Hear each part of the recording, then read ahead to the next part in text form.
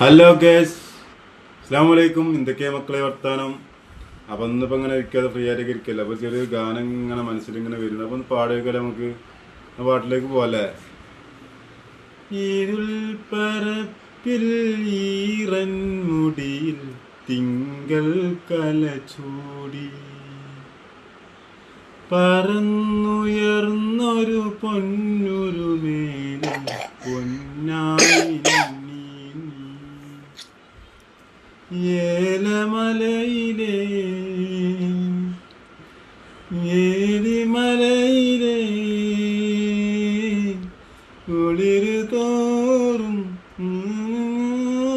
ഉദയം കനവിൽ കതിരാടി തീരാമോഹം ഉണരാർന്നവനെ അലകടലൊലിയാരു നീ